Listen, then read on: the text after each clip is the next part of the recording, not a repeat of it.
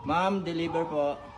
Kuya, pakiiwan na lang niyang parcel dyan sa may terrace. Hanis mo na lang kasi mamaya pa po ang uwi ko niyan sa bahay. Bayad na po yan. Salamat. Sige po.